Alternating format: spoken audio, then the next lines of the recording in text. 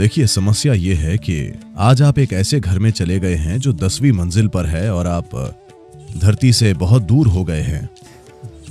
और धरती पर चीजें कैसे काम करती हैं, इसका आपको कोई बोध नहीं है।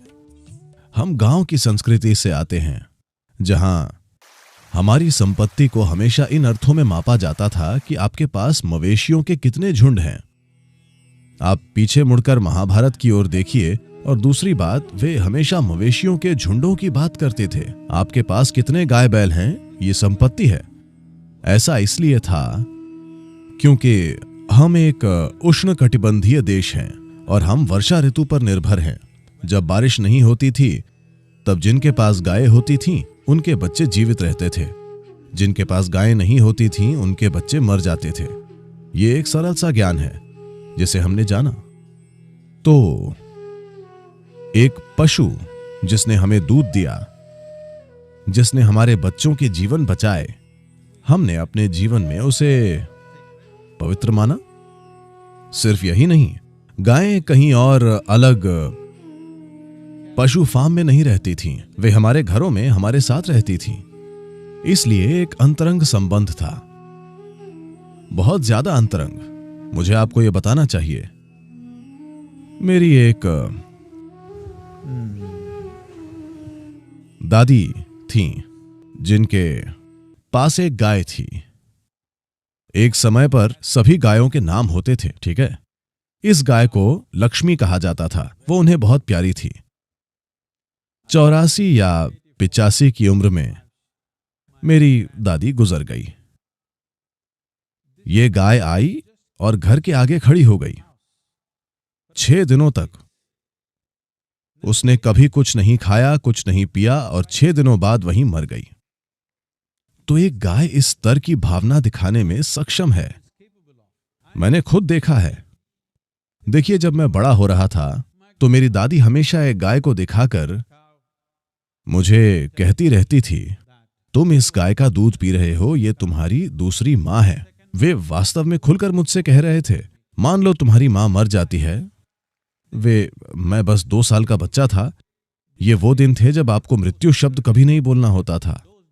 पर उन दिनों क्योंकि मां मर सकती थी, इसलिए मेरी दादी मुझसे कहती थी, मान लो तुम्हारी मां मर जाती है तो ये तुम्हारी मां है, यही तुम्हें पाल रही है। हर रोज मुझे ये बताया जाता था, इसलिए रोज मुझे जाकर कम से कम उसे छूना होता था और कुछ मिनटों तक उसके साथ खेलना होता था। ये बड़े होने का एक हिस्सा था।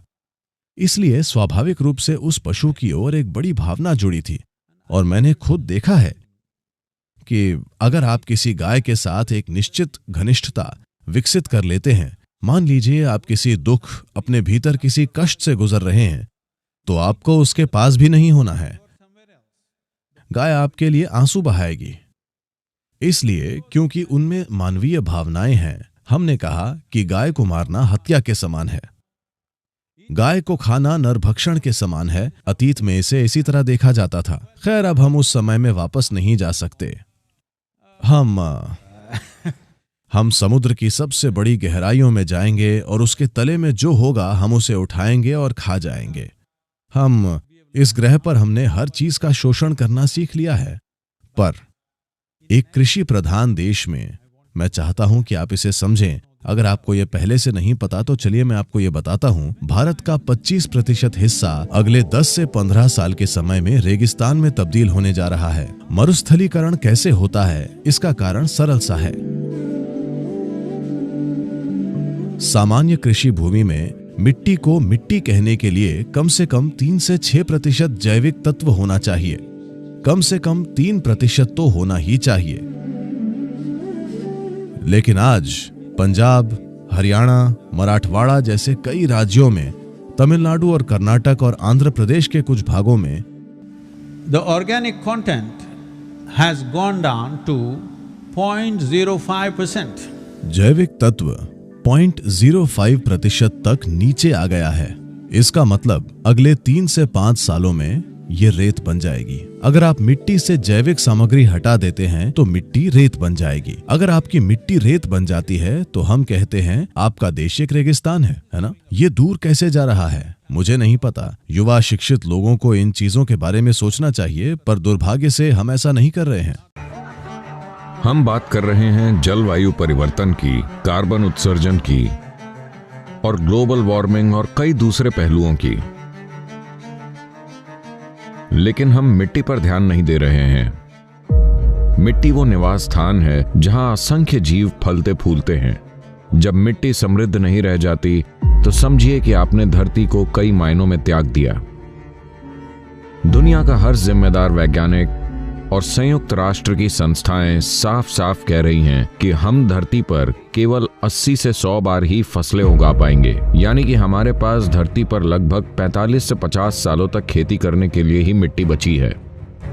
सन 2045 तक हम आज के मुकाबले 40% कम भोजन का उत्पादन कर रहे होंगे और हमारी जनसंख्या 9.3 अरब हो चुकी होगी।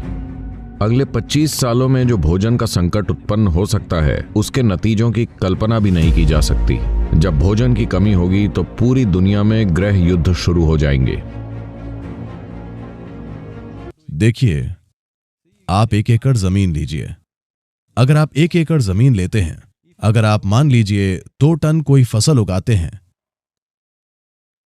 तो आपने जो हटाया है वो 2 टन ऊपरी मिट्टी है।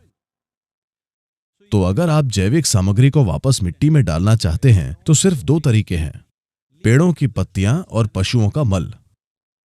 पेड़ बहुत समय पहले ही जा चुके हैं, पशु आप खुद उन्हें खाना चाहते हैं। आप मिट्टी का संरक्षण कैसे करेंगे? अगर हमारी मिट्टी रेगिस्तान में तब्दील हो जाती है, How are people going to live?